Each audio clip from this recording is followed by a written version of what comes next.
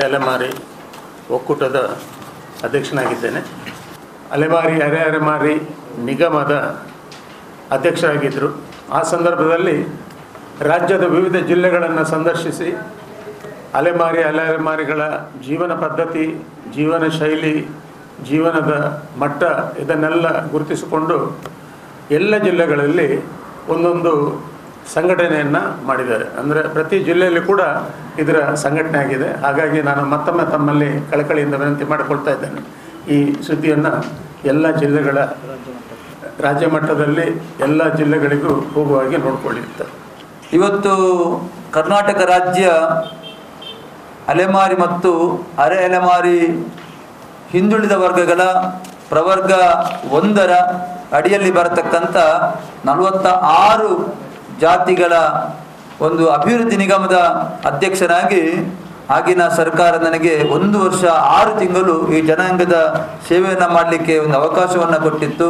ಆ ಸಂದರ್ಭದಲ್ಲಿ ನಾನು ಪ್ರತಿ ಜಿಲ್ಲೆಗಳಿಗೆ ಪ್ರವಾಸವನ್ನು ಮಾಡಿ ಈ ಜನಾಂಗದ ಭಾಷೆ, ಕಸುಬು, ಅವರ ಆಚಾರ ವಿಚಾರ, ಅವರ ಜೀವನ, ಒಟ್ಟು ಸ್ಥಿತಿಗತಿಗಳನ್ನು ನೋಡಬೇಕು ಅಂತೇಳಿ ಜಿಲ್ಲಾ ಪ್ರವಾಸವನ್ನು ಮಾಡಿದಾಗ ನನಗೆ ಕಂಡದ್ದು ಅಯ್ಯೋ ಎಂಬ ಒಂದು ಭಾವನೆ. ಯಾಕೆ ಅಂತ ಹೇಳಿದ್ರೆ, ಈ ರೀತಿಯಾದ ಅತ್ಯಂತ ಶೋಚನೀಯ ವ್ಯವಸ್ಥೆಯಲ್ಲಿ, ಸಾಮಾಜಿಕ ನ್ಯಾಯ ವ್ಯವಸ್ಥೆಯಲ್ಲಿ ಯಾವುದೇ ರೀತಿಯಾದ ಮೂಲಭೂತ ಸೌಕರ್ಯಗಳಾಗಲಿ ಅಥವಾ ಯಾವುದೇ ಸೌಲಭ್ಯಗಳನ್ನು ಸರ್ಕಾರದಿಂದ ಪಡೆಯುವಲ್ಲಿ ವಂಚಿತರಾಗಿದ್ದಂಥ ಒಂದು ಸಮಾಜ ಇದ್ದರೆ, ಜನಾಂಗ ಇದ್ದರೆ ಅದು ಅಲೆಮಾರಿ ಮತ್ತು ಅರೆ ಜನಾಂಗದವರು.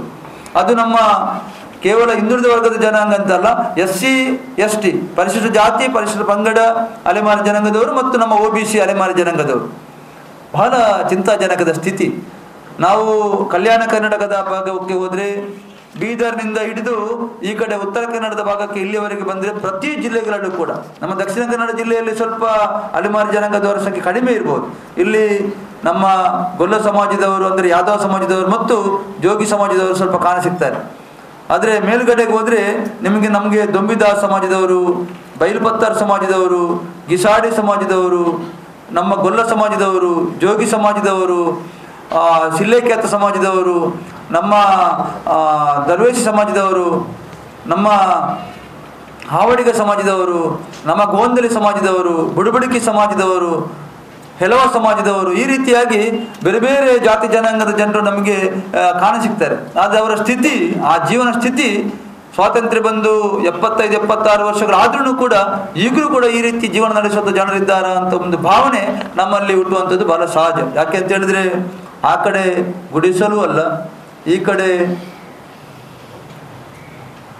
ಟೆಂಟು ಕೂಡ ಅಲ್ಲ. ಈ ರೀತಿಯಾದ ಒಂದು ವ್ಯವಸ್ಥೆಯನ್ನು ಮಾಡಿಕೊಂಡು 4 ಕಂಬಗಳನ್ನು ಹಾಕಿಕೊಂಡು, ಅದಕ್ಕೆ 4 ತಗಡು ಶೀಟನ್ನು ಹಾಕಿಕೊಂಡು, ಮೇಲುಗಡೆ ಒಂದು ತಾಳ್ಪಲಿಯನ್ನು ಹಾಕಿಕೊಂಡು ಜೀವನನ ಸಾಗಿಸುವಂಥ ಒಂದು ಕ್ರಮ ಇದೆ ಅಲ್ಲ, ಇದು ಬಹಳ ಶೋಚನೀಯ ಅಂತ ನಾನು ಹೇಳುವಂಥದ್ದು. ಆ ಒಂದು ಗುಡಿಸಲಿನ ಒಳಗಡೆ, ಆ ಡೇರೆಯ ಒಳಗಡೆ ತಮ್ಮ ಚಿಕ್ಕ ಮಕ್ಕಳಿಂದ ಹಿಡಿದು ವಯೋವೃದ್ಧರ ತನಕ ಜೀವನ ನಡೆಸುವಂತಹ ಸ್ಥಿತಿ ಇದೆಯಲ್ಲ, ಇದು ಬಹಳ ಕರುಣಾಜನಕವಾದ್ದು. ಅದರಿಂದ ನಾನು ಸರ್ಕಾರಕ್ಕೆ ಒತ್ತಾಯವನ್ನು ಮಾಡುವಂಥದ್ದು ಏನು ಅಂತ ಹೇಳಿದ್ರೆ, ನಮ್ಮ ಈ ಅಲೆಮಾರಿ ಮತ್ತು ಅರೆ ಅಲೆಮಾರಿ ಜನಾಂಗದ ಸರ್ವತೋಮುಖ ಅಭಿವೃದ್ಧಿಗೆ ಎಲ್ಲ ರೀತಿಯಾದ ಕ್ರಮವನ್ನು ಸರ್ಕಾರ ಕೈಗೊಳ್ಳಬೇಕು. ಇವತ್ತು ಬಹಳ ಮುಖ್ಯವಾಗಿ ಈ ಒಂದು ಜನಾಂಗದವರು ಎಷ್ಟೆಂಥ ಪ್ರತಿಭಾನ್ವಿತ ಮಕ್ಕಳಿದ್ದಾರೆ, ಎಂತೆಂಥ ಪ್ರತಿಭಾನ್ವಿತ ಮಕ್ಕಳಿದ್ದಾರೆ. ಆ ಡೇರೆ ಒಳಗಡೆ ಹೋಗಿ ನೋಡಿದಾಗ ನಮಗೆ ಆಶ್ಚರ್ಯ ಆಗ್ತದೆ.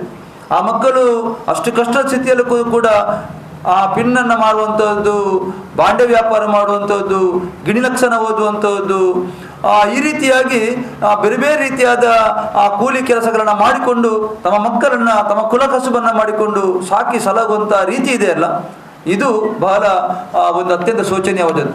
ಆದ್ರೂ ಕೂಡ ಆ ಮಕ್ಕಳಲ್ಲಿ ಇರತಕ್ಕಂಥ ಪ್ರತಿಭೆ, ನಾನು ಕೆಲವು ಜಿಲ್ಲೆಗಳಿಗೆ ಹೋದಂಥ ಸಂದರ್ಭದಲ್ಲಿ ಎಂತೆಂಥ ವಿದ್ಯಾರ್ಥಿಗಳು ಸುಮಾರು 90%ಕ್ಕಿಂತ ಹೆಚ್ಚು ಅಂಕಗಳನ್ನು ಗಳಿಸ್ತಕ್ಕಂಥ SLC ವಿದ್ಯಾರ್ಥಿಗಳಿಗೆ ನಾನು ಆ ಸಂದರ್ಭದಲ್ಲಿ ಅಭಿನಂದನೆ ಮಾಡಿದ್ದೆ.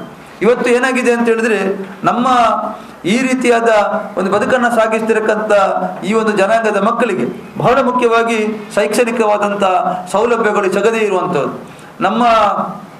ಇವತ್ತು ನಮ್ಮ ವಿದ್ಯಾರ್ಥಿಗಳು ಪ್ರತಿ ಜಿಲ್ಲೆಗಳಲ್ಲಿ, ತಾಲೂಕುಗಳಲ್ಲಿ, ಕೆಲವು ಗ್ರಾಮಗಳಿಗೆ ಭೇಟಿ ನೀಡಿದಾಗ ಕಂಡು ಬಂದಂಥ ವಿಚಾರ ಯಾವುದು ಅಂತ ಹೇಳಿದ್ರೆ, ಈ ಜನಾಂಗದವರಿಗೆ ಜಾತಿ ಪ್ರಮಾಣ ಪತ್ರ ಕೊಡುವಂಥದ್ದು.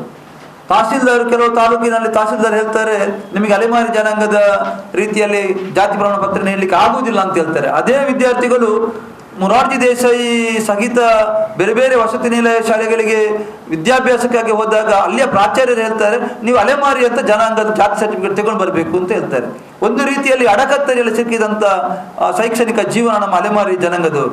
ಇದನ್ನು ಸರ್ಕಾರ ಈ ರೀತಿಗೆ ಗಮನವನ್ನು ಹರಿಸಬೇಕು. ಇವತ್ತು ಕೊಪ್ಪಳ, ಗದಗ, ಹಾವೇರಿ, ಬೀದರು, ಬಿಜಾಪುರ, ಯಾದಗಿರಿ, ಕಲಬುರಗಿ, ನಮ್ಮ ಕೋಲಾರ, ತುಮಕೂರು ಈ ಕಡೆ ಎಲ್ಲ ಸಮಸ್ಯೆಗಳು ಕೂಡ ನನಗೆ ದಿನನಿತ್ಯ ಫೋನ್ಗಳು ಬರುವಂಥದ್ದನ್ನು ನನ್ನ ಫೋನ್ಗಳಲ್ಲಿ ಬರುವಂಥದ್ದು ನಾನು ಕಾಣ್ತೇನೆ. ಆ ಕೂಡಲೇ ನಾನು ಅದಕ್ಕೆ ಸ್ಪಂದಿಸುವಂಥ ಕೆಲಸವನ್ನು ಕೂಡ ನನ್ನ ಇತಿಮಿತಿಯಲ್ಲಿ ನಾನು ಮಾಡ್ತೇನೆ. ಒಟ್ಟಿನಲ್ಲಿ ಈ ಸಮಸ್ಯೆಯನ್ನು ಪರಿಹರಿಸತಕ್ಕಂಥ ಕೆಲಸವನ್ನು ಸರ್ಕಾರ ಮಾಡಬೇಕಾಗಿದೆ.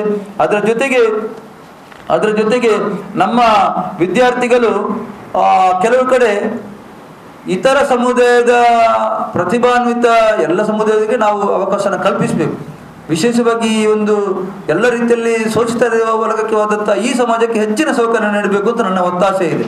ಕೆಲವು ಕಡೆ ಸಂದರ್ಭದಲ್ಲಿ ವಿದ್ಯಾರ್ಥಿಗಳು 90% ಅಂಕಗಳನ್ನ ಪಡೆದ ವಿದ್ಯಾರ್ಥಿಗಳು ನಮ್ಮ ವಿದ್ಯಾರ್ಥಿಗಳಿದ್ದಾರೆ.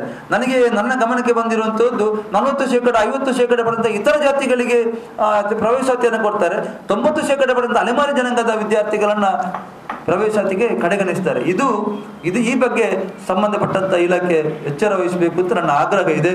ಅದರ ಜೊತೆಗೆ ನಮ್ಮ ರಾಜ್ಯದಲ್ಲಿರುವಂತಹ ಎಲ್ಲ ಹಿಂದುಳಿದ ವರ್ಗಗಳ ಪರಿಶಿಷ್ಟ ಜಾತಿ, ಪರಿಶಿಷ್ಟ ಪಂಗಡದ ಎಲ್ಲ ಅಲೆಮಾರಿ ಮತ್ತು ಅರೆ ಜನಾಂಗದವರಿಗೆ ನ್ಯಾಯ ದೊರಕಿಸಿಕೊಡುವಂಥ ಕೆಲಸವನ್ನು ಸರ್ಕಾರ ಮಾಡಬೇಕು.